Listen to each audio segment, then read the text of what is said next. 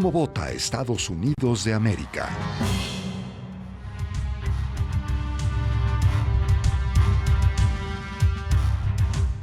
¿Qué tal? Muy buenas noches, muchas gracias por estar con nosotros en este programa especial que Canal 44 ha preparado para llevarle la información puntual de lo que ocurre en los Estados Unidos a tan solo unas semanas de las elecciones del próximo 3 de noviembre, en donde se elegirá a un nuevo presidente.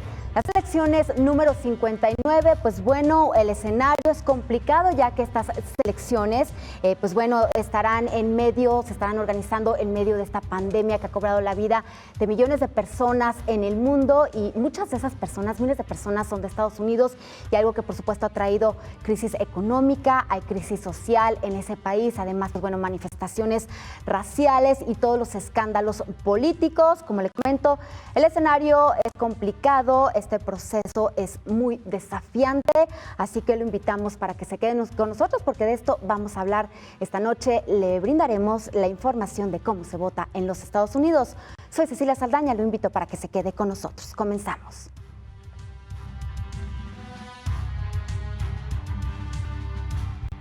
Bueno, para su servidora es un honor compartir esta noche cámaras y micrófonos con dos grandes conocedores de temas internacionales, quienes nos ayudarán a entender la complejidad de esta elección presidencial. Saludo con muchísimo gusto y le doy la bienvenida a Carlos Ramírez Powell, especialista en temas internacionales. Carlos, bienvenido, muchas gracias por estar aquí con nosotros. Cecilia, un placer y un honor estar con tu audiencia aquí en el 44. Muchas gracias. También nos acompaña esta noche Miguel Alejandro Ijarchapa.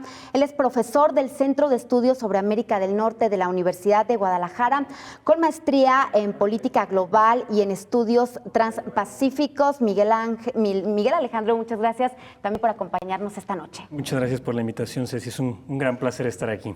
Bueno, pues hay muchos temas sobre la mesa esta noche. Hay muchísimas personas que se preguntan efectivamente, pues bueno, ¿cómo se vota en Estados Unidos? ¿Les parece si iniciamos pues con lo básico? ¿Cómo se vota en Estados Unidos? ¿Cómo son las elecciones? ¿Te parece, Carlos, si iniciamos contigo? Mira, es una pregunta de tesis porque cada estado tiene una legislación distinta. Sin embargo, hay ciertos mínimos comunes denominadores en esta ocasión, que es de que ha habido elección anticipada desde hace aproximadamente 2 semanas y que la gente ha podido estar enviando su voto por correo a través del Servicio Postal Norteamericano, y que por supuesto el 3 de noviembre habrá urnas abiertas para todos los electores. Hay a lo largo de los 50 estados de Estados Unidos hay muchas legislaciones distintas. Sin embargo, en eso hay un mínimo común denominador, que se abrió la votación desde hace 2 semanas y que termina el 3 de noviembre, con algunas excepciones. Pensilvania, que mantendrá abierto el conteo hasta el 7 de noviembre. ¿Cuándo inició el proceso electoral en los Estados Unidos? Porque bueno, eso es también muy complicado para entender a nosotros que tenemos otra legislación electoral. Bueno, realmente, si lo pensamos en términos de iure, como debe de ser, apenas tiene unas cuantas semanas, pero realmente lo que se ha visto es que en el escenario de facto de la política estadounidense, la campaña tiene ya prácticamente desde que inició el mandato de Trump. Han estado tanto el presidente Trump haciendo por su parte visitas a estados clave, sosteniendo rallies desde que inició su mandato, y los demócratas, por supuesto, a lo largo de toda la presidencia de Trump, han tratado de propinarle golpes duros para poder recuperar fuerza. Por supuesto, esto les trajo ciertos beneficios, ciertos réditos en las elecciones intermedias, cuando pudieron capturar la Cámara Baja, la Casa de los Representantes.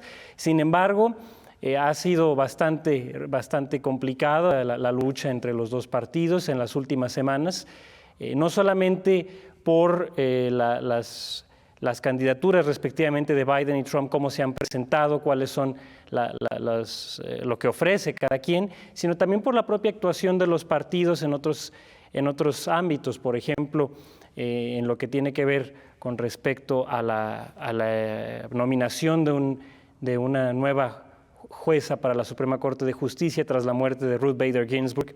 Y por supuesto también, si nos vamos más atrás, la lucha por lograr el impeachment del presidente Trump. Entonces, a grandes rasgos podemos decir que ha sido una campaña de 4 largos años la que realmente han tenido ambas partes del escenario político estadounidense. Ahorita hablaremos un poquito más, ampliaremos un poquito más esos temas muy interesantes. Y efectivamente, ¿les parece si también hablamos un poquito más de las elecciones primarias? Sabemos que antes de la mayoría de los candidatos, los candidatos a presidente pasan por una serie de elecciones primarias y asambleas de partidos. ¿Cómo se eligen quién va a ser el candidato de cada partido político?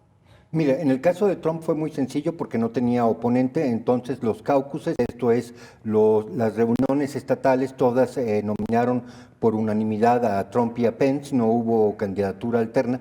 En el caso demócrata fue mucho más accidentado porque a lo largo de todo el proceso inicial, Bernie Sanders aventajaba con clarísima diferencia de puntaje a Joe Biden, que era el segundo favorito. Estamos hablando de que en ocasiones era de hasta 20 puntos porcentuales la preferencia de Bernie Sanders por encima de la de Joe Biden. Y hubo derrotas muy significativas, la de New Hampshire y la de Ohio, en donde todo el mundo pensaba que Joe Biden quedaba básicamente fuera de la contienda. Y tuvo muy mal desempeño en los debates de los candidatos demócratas y por lo tanto lo que sucedió al final fue una operación por parte del equipo de Barack Obama, rescatando en el último momento la candidatura de Joe Biden, pues básicamente diciéndole a Bernie Sanders que se sentara y a sus partidarios. El Partido Demócrata tiene una cúpula muy fuerte que prevalece sobre las bases electorales estatales y por lo tanto quedó Joe Biden, a pesar de que claramente la preferencia de la base del Partido Demócrata era por Bernie Sanders. ¿Hubo división dentro del Partido Demócrata por la decisión de elegir a Joe Biden en lugar de Bernie Sanders? Muy fuerte, aunque no reportada en medios. La gente de Bernie Sanders ya había sufrido la decepción del 2016 cuando frente a la victoria, entre comillas, de Hillary Clinton, abandonaron el recinto donde se estaba llevando a cabo la nominación final y dejaron 2/3 partes vacío el recinto y se pusieron a protestar afuera, cosa que no fue reportada por los medios. Entonces, en esta ocasión fueron más controlados porque ya estaba el escenario previsto para dejarle el camino franco a Joe Biden, porque es el representante de los intereses de la cúpula del Partido Demócrata. Perfecto. ¿Qué fue efectivamente lo que vio el Partido Demócrata en Joe Biden para elegirlo como el candidato y no a Bernie Sanders? Pues como ya lo decía Carlos, efectivamente él es el que representa los intereses de esta cúpula, que también ya le habían cerrado el camino a Sanders en el 2016. Si recordamos el escándalo que se dio cuando la entonces dirigente del partido, Debbie Wasserman Schultz, también ahí movió los hilos del partido para que fuera Clinton la que quedara al final de cuentas. Vemos cómo se repite la historia, cómo le cierran el paso a Sanders, que tenía un gran apoyo popular, especialmente entre las bases más jóvenes del partido, y pues realmente es el candidato de la continuidad, continúa con el proyecto de los Clinton, de los Obama, realmente no rescata estos ideales que se han visto en tiempos más recientes, que han venido a refrescar al Partido Demócrata con personajes como Bernie Sanders, pero también Alexandra Ocasio-Cortez, por ejemplo, Ilhan Omar. Entonces, realmente lo que él representa es este viejo establishment demócrata, y realmente no nada más el establishment demócrata, sino el establishment estadounidense. ¿Cuánto tiempo duran las elecciones primarias? ¿Cuándo iniciaron? Y platícanos un poco más de los caucus, ¿cómo se forman? Mira, las primarias transcurrieron a lo largo de principios del año 2020, no tengo el dato porque ya lo tengo muy atrás en el espejo retrovisor, pero la mecánica de las primarias básicamente se instituye a nivel estatal y obviamente que hay jefes de partido en cada estado que controlan más o menos la situación electoral. Pero en términos generales, la candidatura de Joe Biden no fue una candidatura de tipo democrático, porque la base electoral estaba muy consolidada a favor de posiciones que pueden ser tildadas hasta de socialistas. Bernie Sanders tenía toda una serie de políticas socialistas. Aquí lo interesante es que Bernie Sanders por segunda ocasión se prestó en este proceso de las primarias a que le robaran la elección de las primarias. No levantó la voz y se sumó sumiso a la voz de la cúpula y una vez más abandonó a su base, a los llamados Bernie Bros, a la base electoral joven. Efectivamente hay una gran división en Estados Unidos entre la base electoral joven y la de la cúpula demócrata, que es de mayores de 60 años, porque la base electoral demócrata es de tendencia muy de izquierdas, digamos amloístas o evomoralistas, para dar una idea de qué tan a la izquierda se cargan, y pues obviamente que la cúpula corporativa, pro-militar, pro-guerra, no iba a darle paso a ese tipo de posturas, ¿no? ¿Qué pasa con los Bernie Brothers? Ellos siguen, apoyando al candidato demócrata, en este caso a Joe Biden. Realmente no, realmente están muy desencantados con las decisiones que han tomado el partido. Realmente esto puede ser también un golpe duro a los demócratas, porque ellos podrían no presentarse a votar, podrían decidir que no van a darle su voto a Biden, y esto puede... dárselo a Donald Trump? Bueno, pues en el 2016 se reportó que algunos de ellos sí lo hicieron. No sabemos si en esta ocasión realmente haya esa intención o no de hacerlo, pero sí es un golpe fuerte para el partido, y realmente posiciona al partido más que como este partido progresista, de avanzada, más liberal, como un partido conservador, solo que pintado de azul. Esto es por parte de los demócratas. ¿Qué pasa con Donald Trump? ¿Cómo llega Donald Trump a las primarias? Nos comentabas, Carlos, pues bueno, que era el único candidato que tenía la oportunidad. Sin embargo, venía, pues bueno, ya arrastrando con este proceso de un juicio político que, aunque fue exonerado, pues ahí está. Mira, la base electoral de Trump es de una fidelidad asombrosa. Él ha estado en campaña desde el mes de febrero. Obviamente que con el coronavirus no ha habido la oportunidad de ver los estadios llenos que tenía el año pasado. Sin embargo, ahora que se recuperó del coronavirus él mismo, empezó a tener mítines de campaña en donde junta entre 11,000, 15,000 simpatizantes. No tiene problemas Trump con su base natural de apoyo republicana.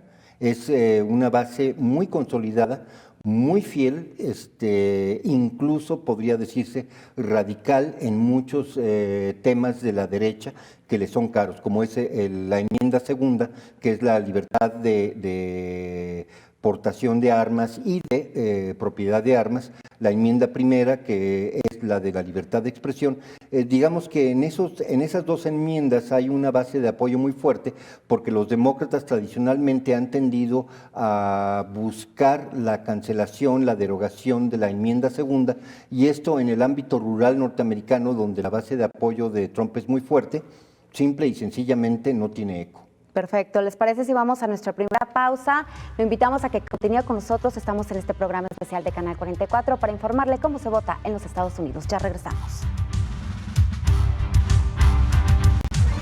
Los estadounidenses eligen a su presidente cada 4 años mediante sufragio universal indirecto. Para elegir al mandatario, eligen a grandes electores, reunidos en el seno de un colegio electoral de 538 miembros, que designará a continuación al futuro presidente. El escrutinio se desarrolla en The Election Day, el martes siguiente al primer lunes de noviembre, es decir, el 3 de noviembre de 2020. Cada estado tiene derecho a tantos grandes electores como legisladores en el Congreso. California cuenta con 55. Los estados pequeños como Wyoming y la capital Washington tienen solo 3, el mínimo. El candidato que gane en cada estado se queda con la totalidad de los grandes electores de ese estado, a excepción de Maine y Nebraska, que se los reparten proporcionalmente. Con este sistema, los estados que no están claramente dominados por un partido se vuelven claves. Estados como Ohio y Florida, donde los candidatos concentran su atención durante la campaña. El lunes siguiente al segundo miércoles de diciembre, los 538 grandes electores eligen formalmente al presidente y vicepresidente. El vencedor es el que obtiene la mayoría absoluta, 270 votos. La investidura del nuevo presidente se llevará a cabo el 20 de enero en el Capitolio.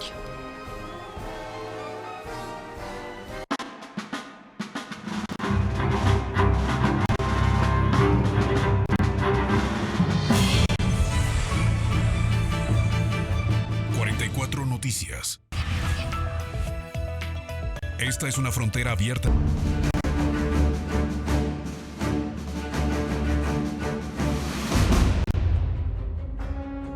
En los Estados Unidos de Norteamérica, el presidente es el jefe del gobierno federal y el comandante en jefe de las Fuerzas Armadas.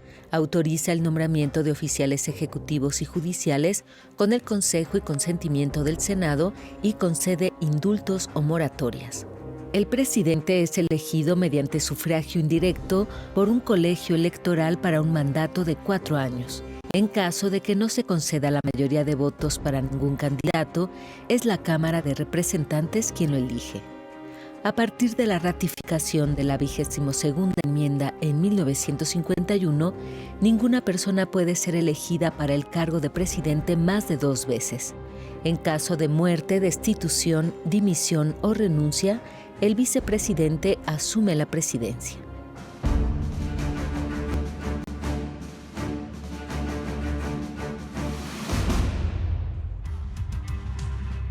Estamos de regreso, gracias por continuar con nosotros en este programa especial de Canal 44, en donde, pues, por supuesto, le estamos llevando la información más relevante de lo que sucede en la Unión Americana, tan solo unas semanas de las elecciones en los Estados Unidos. Joe Biden, Donald Trump, 2 partidos, únicamente hay 2 partidos en los Estados Unidos. ¿Cuántos candidatos aparecen en las boletas? Realmente no son solamente 2 partidos, sin embargo, ha evolucionado la democracia estadounidense de manera que 2 partidos son los que ocupan el imaginario colectivo, sin embargo, son más los partidos que existen y en la boleta, además del candidato demócrata Joe Biden, además del candidato republicano que es Trump, también aparecen candidatos de otros partidos como el Partido Verde, el Partido Libertario, otros partidos que tienen en su nombre socialista y por tanto asustan al público estadounidense que sigue viviendo con el trauma de la Guerra Fría y de esta lucha ideológica entre el capitalismo y el socialismo, y que también ha propiciado que personajes como Bernie Sanders o Elizabeth Warren se vean como una amenaza al orden democrático estadounidense, pero no son los únicos 2 partidos. Sin embargo, son los que tienen mayor fuerza, los que tienen obviamente mayor presupuesto, mayor apoyo de parte de los medios y por supuesto también de las grandes industrias. Así que bueno, son los que al final de cuentas determinan el escenario político en los Estados Unidos. Y hablando de estas grandes industrias, pues bueno, hemos visto una guerra muy fuerte en estas elecciones, Carlos, referente a los medios de comunicación y a las redes sociales. ¿Qué nos puedes decir al respecto? Mira, en este momento lo que estamos viendo es una lucha intensa por el control de los medios, lucha que hasta este momento tiene totalmente perdida Donald Trump. Hay que recordar que Facebook y Twitter en este momento están cancelando toda la información referente a la famosa computadora portátil de Hunter Biden, del hijo de Joe Biden, que desde hace 4 días ocupa la atención de medio mundo, pero no a través de los medios sociales. Digamos que se han tenido que brincar las trancas, porque en este momento lo que es Facebook, Twitter, Google, que por cierto el jueves entra a juicio por prácticas monopólicas, más los medios de comunicación radiales, CBS, toda la sopa de letras ABC y sobre todo CNN, se han manifestado sumamente adversariales y enemigos de la candidatura de Donald Trump.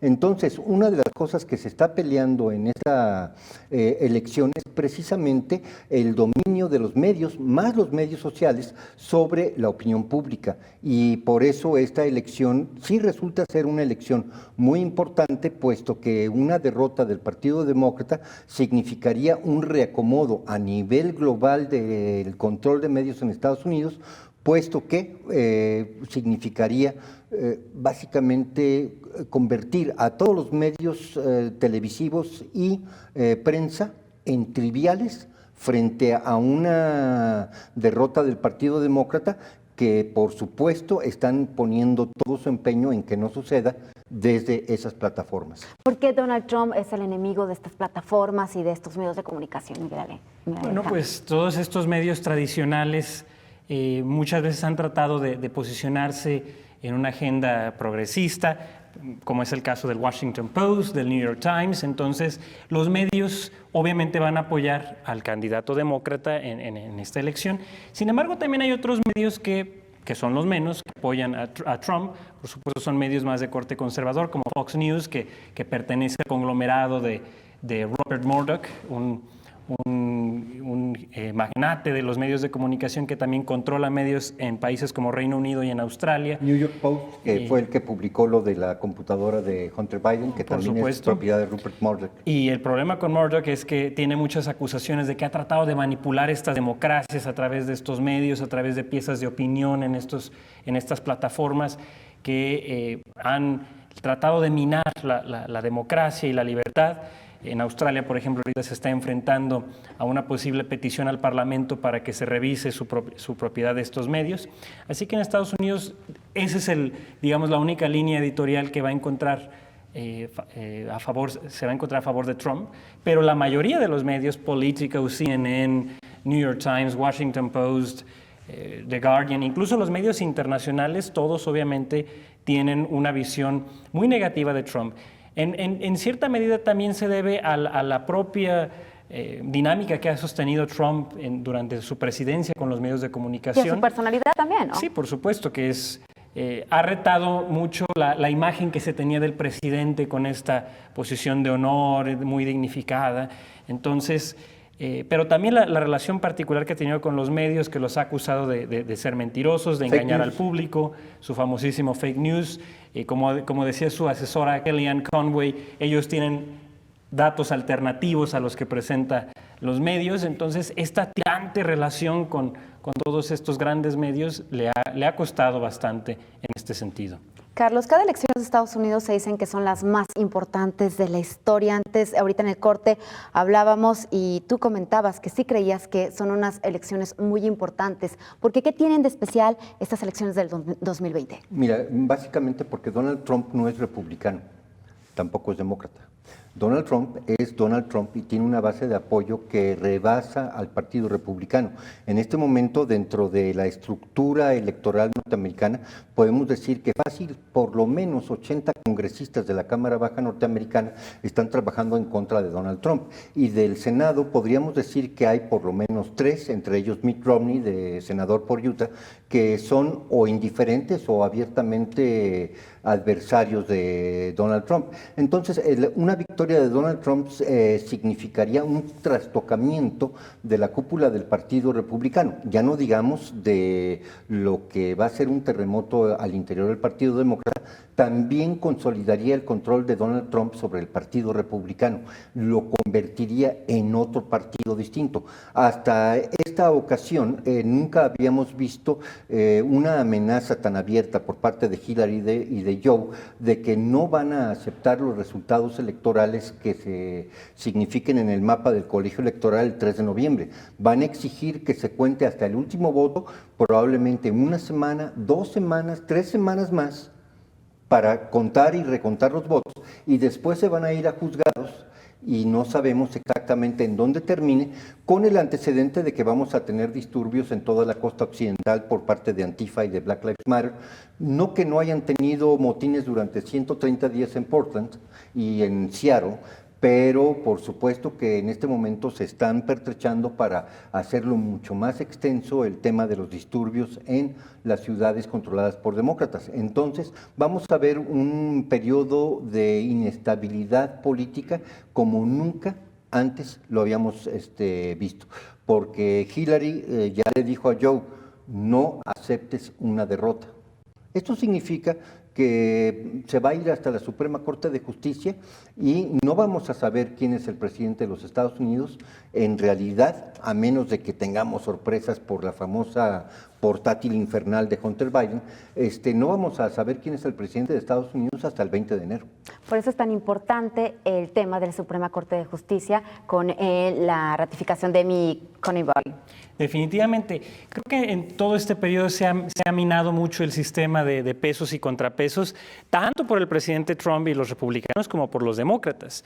Yo creo que alguien que ha tratado de manipular mucho este sistema no nada más ha sido el mismo Trump, sino el líder republicano en el Senado, Mitch McConnell, que ha aprovechado todos los resquicios para favorecer a su partido en todas las ocasiones, pero también los demócratas han abusado del sistema.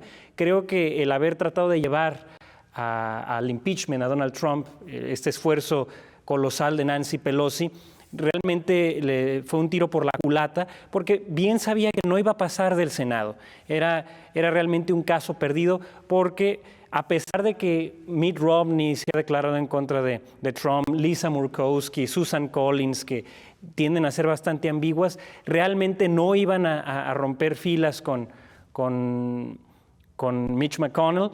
Romney fue el único que ahí trató de desmarcarse y no hacerlo.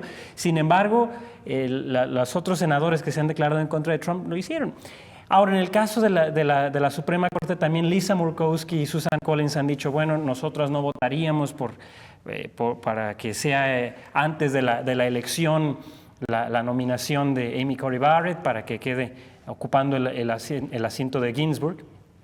Y esto es tremendo, porque aparte era una jueza que tenía una figura que iba más allá de su posición legal, que era una figura popular entre los círculos liberales y los círculos demócratas, los círculos progresistas, y el que ahora una jueza que viene de una formación conservadora, de una universidad católica, que aparte ha sido entrenada por la sociedad federalista, que pues ha llevado a las cortes a muchos jueces de corte conservador que favorece al Partido Republicano, pues es vista como una amenaza incluso a derechos que han sido ganados a través de la Suprema Corte, como el aborto, en Roe, el caso famoso de Roe versus Wade, o el matrimonio del mismo sexo. Tenemos que hacer una breve pausa. ¿Les parece si regresando continuamos con este tema y hablaremos también del mapa electoral en los Estados Unidos? No se vayan, regresamos.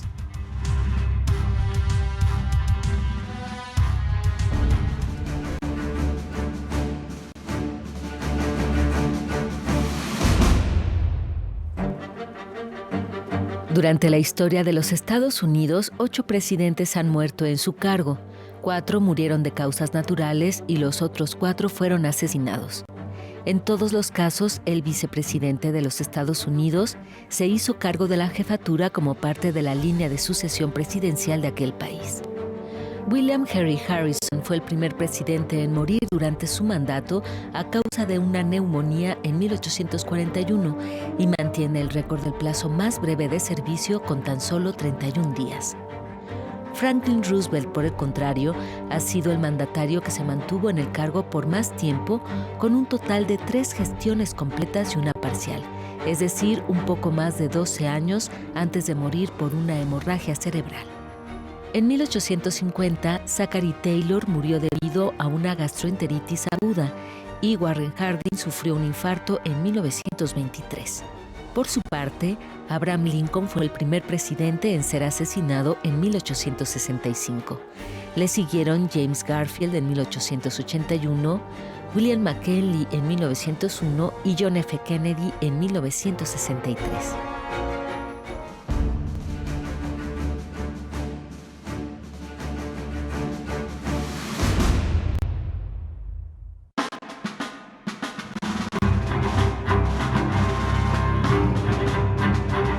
Regresamos con ¿Cómo vota Estados Unidos de América?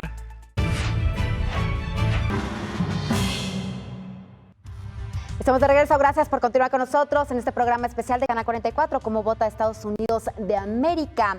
2 candidatos fuertes, Joe Biden y Donald Trump. Aquí le presentamos las propuestas de cada uno de ellos. Las propuestas claves por parte del candidato demócrata Joe Biden. COVID-19, un plan nacional de pruebas y rastreo. Referente a economía, propone aumentar el salario mínimo a $15 la hora. En el tema de inmigración, habla de una hoja de ruta hacia la ciudadanía para inmigrantes indocumentados. Referente a liderazgo, habla de restaurar y reconstruir las alianzas de Estados Unidos en el mundo. Referente al tema con China, dice que sin postura declarada aún.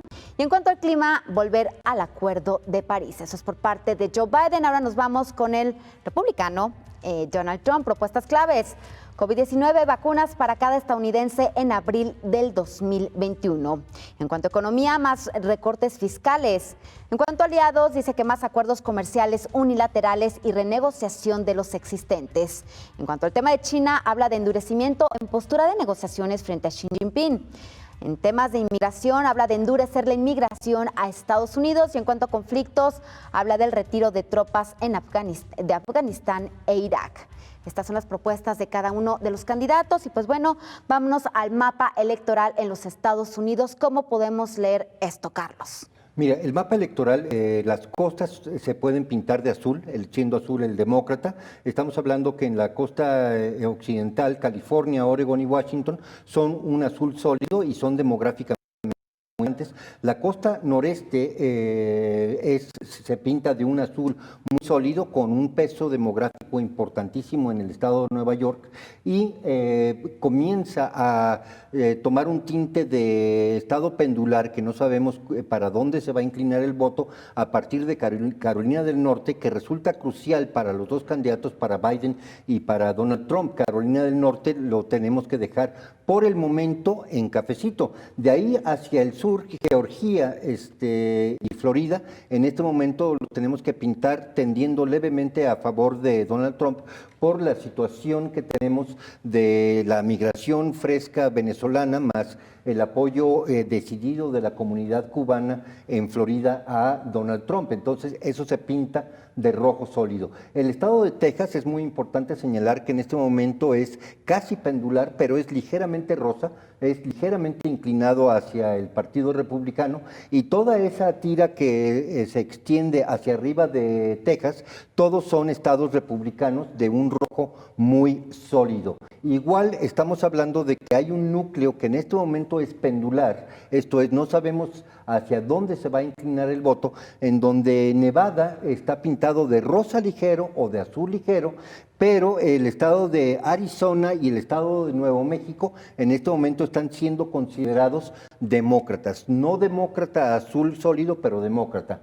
Y de ahí hacia arriba, lo que es el estado de Idaho, el estado de Montana, el gran estado de Wyoming y las Dakotas del Norte, todo a la izquierda de esa primera tira roja, también son de un rojo sólido. Pero nótese, no son estados de un peso demográfico importante. Cada uno de ellos suma 3 o 4 o 6 votos electorales. Entonces tenemos una isla que todavía está por determinarse, que actualmente es la que está al noroeste de Texas, que no sabemos hacia dónde va a votar, pero las más importantes son los que se llaman los swing states, que están en torno al estado de Illinois, que siempre ha sido azul desde épocas de Daley hace 100 años. Entonces estamos hablando de que Wisconsin, Michigan, Iowa y Michigan y Ohio y Pensilvania en este momento se están pintando de rosa ligero, después de que durante 2 semanas estuvieron firmemente en color azul. Ha habido un enorme cambio de tendencia de las encuestas de hace 15 días a las encuestas de ayer, en donde hace 15 días teníamos hasta 20 puntos porcentuales de preferencia de voto a favor de Joe Biden. Y pues uno decía, bueno, estas elecciones ya terminaron, porque con un diferencial de 20% estábamos hablando de una barbaridad. Sin embargo, lo que ha sucedido, entre otras cosas, con la famosa computadora portátil del infierno, ha generado un nuevo sesgo en las encuestas. Ahora, hay que tomar en cuenta que todas las encuestas, con 2 excepciones, la de LA Times es muy importante, de acuerdo a lo confesado por John Podesta en lo que se vio en los correos que se abrieron en 2016 del Partido Demócrata, pues lo que hubo fue un enorme trucaje de encuestas que dura hasta la fecha, en donde básicamente sobremuestran al Partido Demócrata en todas las llamadas. En otras palabras, el balance natural debería de ser demócratas 30, republicanos 28 y los demás independientes. Pero en los muestreos hasta la fecha de las grandes encuestadoras es 36, 27, 30. Hay un desbalance en los muestreos. Si con ese desbalance ya tenemos una encuesta que dice que Joe Biden va en el voto popular 2% arriba, bueno, entonces lo que tenemos en ese momento es una situación muy complicada para Joe Biden, que sobre todo de hoy en la noche al jueves, cuando comienza el juicio contra Google y cuando el FBI tiene que rendir cuentas de por qué escondió esa computadora portátil durante un año completo, bueno, durante 10 meses, bueno, pues vamos a ver muchas sorpresas en el plano de las encuestas. Sí hubo un sesgo, siempre estuvo calculado, había control para ello. Y mira, si pintamos el sur de rosa, con base a lo que se está revelando de aquí al jueves, entonces tendríamos una elección que probablemente podría llegar, estamos hablando de arriba de Luisiana, que es rojo sólido, estamos hablando de Alabama y estamos hablando de Missouri. Si pintamos esos dos de rojo, lo que tenemos es una carrera muy competida por la presidencia en Estados Unidos y, sobre todo, con todas las posibilidades legales por parte del Partido Demócrata y del Partido Republicano de llevar a una decisión postergada. El 4 de noviembre no vamos a saber quién es el presidente electo. Pues complicada la situación, por supuesto. Miguel, háblanos un poquito más de los estados pendulares, porque son importantes. Y pues bueno, platicábamos que en los Estados Unidos no gana el candidato que tenga más votos por parte de la gente. Entonces, ¿cómo se vota en los Estados Unidos? Bueno, los estados pendulares son sumamente importantes porque pueden volcarse hacia un lado o hacia el otro, y son estados que tienen una población importante como para poderle sumar suficientes votos electorales para ayudarle a ganar la presidencia a un candidato o el otro. ¿A qué me refiero con esto de los votos electorales y que esto justamente tiene que ver con el sistema? En Estados Unidos el sistema no está diseñado para que sea una democracia en la que se elija directamente al presidente por el voto popular. Es decir, que no es como aquí en México, que las personas acuden a las urnas y votan directamente por el presidente de los Estados Unidos. Si bien en la boleta aparece el nombre del candidato por el cual están dando su voto, realmente están votando por los electores del estado al que pertenecen. ¿Quiénes son los electores? Pues es un grupo de personas que son elegidos de acuerdo a la legislación de cada estado para representar a ese estado en el colegio electoral. ¿Por qué hablamos de un colegio electoral? Bueno, pues esto fue diseñado desde el tiempo de la fundación de la República por los padres fundadores, con la intención de que un voto popular por un candidato que quizás pudiera minar las bases de la República y llevarla hacia la tiranía, pudiera evitarse. Entonces, el colegio electoral de esta manera podía ejercer su voto por un candidato que ellos considerasen que fuera mejor para los intereses de la nación. Entonces, en este caso, la gente ejerce su voto, pero los electores son los que dan el voto final, el voto de calidad, digamos, en ese colegio electoral, que pues cada elector corresponde a un voto por estado. Cada estado tiene diferente número de votos dependiendo su tamaño en términos de población, y que también se buscó diseñarlo de una manera que se equilibre para que no solamente las grandes urbes sean las que definen la presidencia.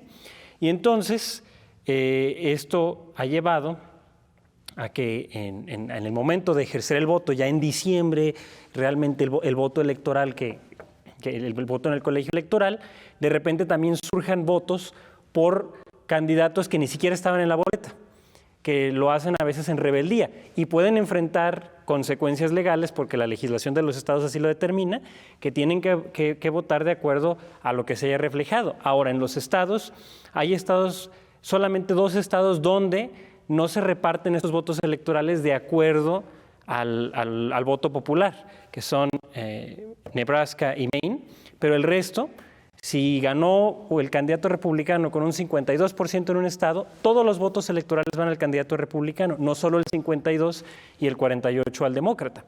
Entonces, esto hace que al rebasar el 50%, ya todos los votos del colegio electoral de ese estado son para ese candidato. ¿Qué ha pasado cuando entran en rebeldía algunos en el colegio electoral? Pues han votado por otros personajes. Por ejemplo, en el 2016, algunos votaron por Bernie Sanders, algunos votaron por Colin Powell, quien fuera secretario de Estado con el presidente Bush Jr., y hubo también otro voto para un líder nativo de los Estados Unidos, de uno de los pueblos originarios. Entonces, lo han hecho por rebeldía. También hubo un voto para el gobernador Kasich de Ohio, me parece, que también ha sido otro de los republicanos fuertes que ahora ha salido en contra de Trump y que incluso ha mostrado su apoyo a Biden, hablando incluso en favor de Biden en una de las convenciones demócratas. Entonces, es un sistema muy complejo el que tiene Estados Unidos, un sistema electoral muy complejo. Es momento de hacer una breve pausa, pero no le cambie, continúe con nosotros porque todavía tenemos bastante información y temas que compartir. Le regresamos.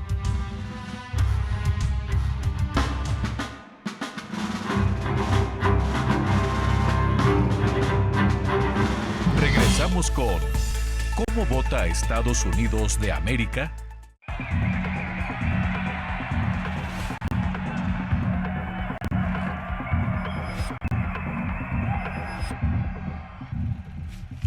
Programa especial de Canal 44. A continuación, hacemos un enlace telefónico con nuestro colaborador Edgar Olivares. Edgar, te saludamos con muchísimo gusto. Estás en los Estados Unidos. Platícanos cómo está el ambiente a unas cuántas semanas del próximo 3 de noviembre, en donde se elegirá, el próximo presidente de la Unión Americana.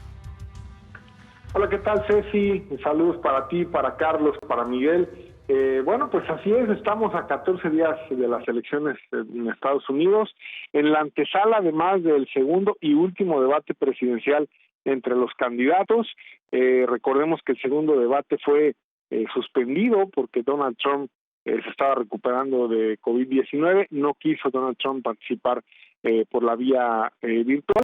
Y bueno, la campaña de Trump justamente que en los últimos días ha visto cómo Biden intensifica su presencia publicitaria en medios de comunicación, lanzó un comercial enfocado a los latinos para motivarlos a votar por el actual presidente, una carrera por la presidencia que va llegando a su fin, una carrera que comenzó desde el año pasado con la intensa contienda demócrata en los caucus para determinar al candidato, entre más de 20 contendientes. Luego quedaron como posibilidades, ya lo comentaban aquí, los más fuertes, Bernie Sanders y Joe Biden, aunque también ahí Michael Bloomberg tratando de empatarlos. Finalmente, pues los apoyos llegaron para Biden.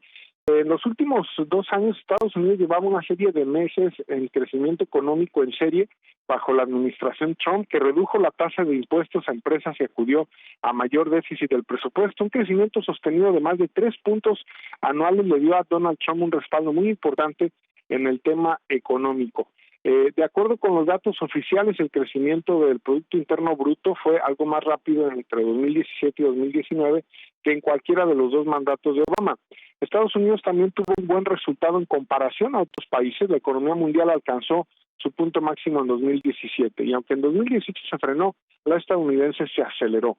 En 2019 Estados Unidos mantuvo índices importantes de crecimiento y bajo el mandato de Trump el desempleo cayó a su nivel más bajo desde la década de 1960. A pesar de estos buenos números, este 2020 ha sido un año atípico y muy complejo para la economía debido a los cierres obligados para tratar de detener el avance de la pandemia COVID-19, esta enfermedad causada por el coronavirus y que ha sido también parte esencial de las campañas electorales. La discusión en torno a si fue muy rápida la reapertura en algunos estados o si debiera haber más apoyos en estímulos económicos son temas que están jugando en la ecuación de las campañas y por supuesto podrían influir en el resultado final. Analistas coinciden en que esta pandemia, junto con las protestas en las calles por la violencia policial y el racismo, que en gran medida ha encontrado eco en algunas actitudes o discursos del presidente, le dieron a Joe Biden un impulso muy importante a tal grado que hoy lidera las encuestas del voto popular, pero deberá ganar 270 votos electorales en el sistema colegial para ganar justamente las elecciones. Este jueves será el debate donde el tema sin duda será la política exterior norteamericana. Incluso la Comisión de Debates, que es un órgano autónomo a los candidatos, informó que los micrófonos serán cerrados para que no interrumpan en los periodos de intervención por tema que tienen para este debate. Esto no le gustó a Donald Trump, evidentemente, quien dijo que no es justo, pero lo aceptará. Hay preocupación también por lo que sucederá después del 3 de noviembre, ya lo comentaba Carlos hace un momento, la incertidumbre sobre no saber esa noche, obviamente, quién será el próximo presidente de los Estados Unidos, y cualquier escenario podría traer protestas en las calles. Por un lado, un triunfo de Biden podría ser motivo para que Trump señale que hay indicios de fraude por el voto mediante el sistema de correo, mientras que un triunfo de Trump también podría desencadenar manifestaciones masivas de quienes lo quieren fuera de la Casa Blanca. Así está el panorama político estadounidense ya a 14 días del supermartes. Edgar, ¿qué sabemos de la famosa computadora de Hunter Biden? ¿Qué es lo que has escuchado? Porque, bueno, hay poca información en los medios de comunicación. Así es, bueno, pues ya lo comentaba justamente Carlos, por ejemplo, monitoreando algunos medios como Fox News, pues es obviamente el tema principal, ha sido el tema principal de este día, mientras que otras cadenas no le han dado la misma importancia. Justamente en este tema del juego de cómo los medios van marcando la pauta en diferentes temas, en diferentes asuntos, y bueno, pues sin duda será tema que también seguramente saldrá en el debate, porque a pesar de que, insisto, es un tema de hablar de política internacional, pues seguramente, como no hubo un segundo debate, apostamos a que pueda inclusive salirse un poquito del tema internacional para hablar de política interna, y seguramente este tema junto con otros temas relevantes saldrán a la luz ahí en el debate, y seguramente aprovecharán los candidatos, en especial Donald Trump, que en este momento necesita dar un golpe de timón importante. Ya veremos si estos temas, por ejemplo, los del juicio de Google que comentaba Carlos, o este tema de Hunter puede realmente abonarle fuerte a Trump, porque necesita cerrar a tambor batiente para los días que restan antes de las elecciones del 3 de noviembre.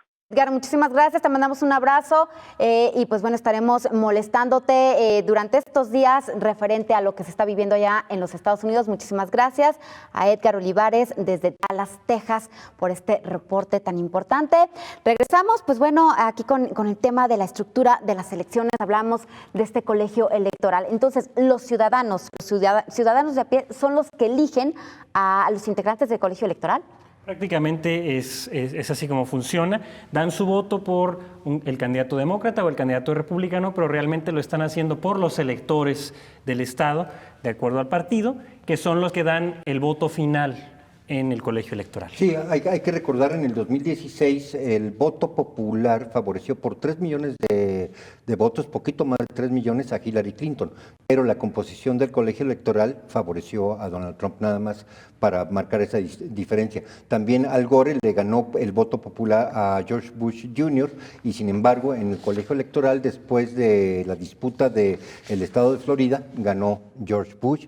Esa elección la decidió en términos no figurados la Suprema Corte de Justicia. Perfecto. A continuación tenemos un enlace telefónico también con Albert Traver. Él es corresponsal de la agencia EFE y se encuentra en Washington. Albert, adelante, te escuchamos con muchísimo gusto. Buenas noches, Cecilia. Muy buenas noches. Pues yo quería contar que aquí el voto anticipado está disparado, está a nivel récord.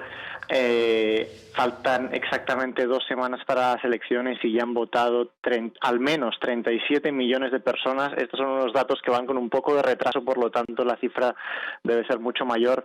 Esta cifra igual no dice mucho a los espectadores, pero para ponerla en un poquito de contexto, en el 2016 en total en el voto anticipado votaron 47 millones, por lo tanto estamos ya en 37, estamos ya casi en el 80% de lo que habían votado. Y de hecho sabemos que en 16 estados ya se ha superado ese nivel de voto anticipado de 2016.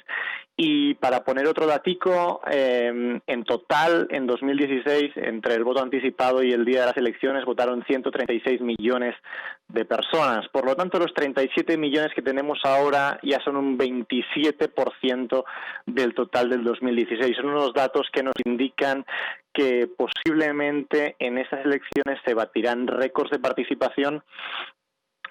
Tenemos que en Estados Unidos hay mucho margen, ¿no? Porque estos 136 millones de los que hablábamos es un 55% de participación que hubo en el año 2016. Por lo tanto, hay mucho margen para ampliar este porcentaje y para que la cifra suba mucho más, ¿no? Si vamos, por ejemplo, a algún dato concreto, sorprende especialmente el estado de Texas, donde han votado ya 4,7 millones de personas, y eso es el 52% del total de votos que hubo entre el voto anticipado y el voto del día de la elección. Por lo tanto, se espera que el estado de Texas, que tradicionalmente ha sido republicano, pero los demócratas están como poniéndole mucho énfasis este año al estado de Texas, puede ser uno de los estados más disputados la noche electoral, ¿no? Si sube la participación, si los demócratas consiguen movilizar electorado que tradicionalmente no votaba, que son normalmente las minorías, ¿no? Entonces, pues estos datos reflejan lo que hemos estado viendo, ¿no? Que las filas que están habiendo es una imagen extraña para muchos países, que a un mes del día de las elecciones haya filas de cuadras y cuadras y cuadras de personas esperando votar, y entonces no se sabe si esto va, la lógica diría que esto puede beneficiar a Biden, pero tampoco hay datos sobre cuál sería la consecuencia de esto, ¿no? En todo caso, si buscamos las razones, bien puede ser por la pandemia, que la gente esté intentando votar antes de tiempo, o bien por la agitación que está despertando esta elección entre Trump y Biden, que es una de las más crispadas que se recuerdan en Estados Unidos. Albert, muchísimas gracias por tan importante información. Más de 37 millones de estadounidenses ya han emitido una votación anticipada. Muchas gracias, Albert Traver, corresponsal de Agencia F desde Washington. Y bueno, tenemos poco tiempo para despedirnos. Miguel, ¿alguna conclusión? ¿Cuál es la perspectiva de estas elecciones del 2020? Creo que definitivamente son elecciones muy importantes. El tejido social en Estados Unidos se ha ido desgarrando y la polarización ha ido aumentando. Y por supuesto el manejo de la pandemia, la crisis de abuso policial que ha hecho que se encienda la mecha de varias protestas alrededor del país no han ayudado en lo absoluto. Y por supuesto otros temas de controversia entre republicanos y demócratas, como el impeachment, como la nominación de Amy Coney Barrett a la Suprema Corte de Justicia, seguirán complicando el escenario. Las revelaciones sobre el hijo de Joe Biden y otros temas que seguramente se irán sumando en estas próximas 2 semanas harán que se convierta en una elección sumamente disputada, sumamente controversial y que ponga en riesgo la estabilidad del escenario político en Estados Unidos. Miguel Alejandro Ijarchapa, muchas gracias. Carlos, tus conclusiones. La pregunta fundamental a partir de hoy, los próximos 14 días, es ¿dónde está Bill Barr, el fiscal general de los Estados Unidos? ¿Dónde se encuentra Christopher Wray? Porque tampoco ha mostrado su presencia en ninguna parte. Pero la pregunta más importante, ¿dónde está Hunter Biden? Porque eso se va a preguntar en el debate y en este momento, pues nadie sabe dónde se encuentra. Ese es un dato fundamental, porque la computadora va a ser los datos de la computadora, toda la corrupción con Ucrania, todo el pay for play con China, $1.500 millones, eso va a ser el tema central, no del debate en sí, dentro de 2 días, pero sí el debate público. Muchísimas gracias a ambos por esta oportunidad de explicarnos cómo se vota en los Estados Unidos y también muchísimas gracias a usted por el favor de su atención. Soy Cecilia Saldaña, le recuerdo que el 3 de noviembre tenemos una cita aquí en Canal 44. Hasta la próxima.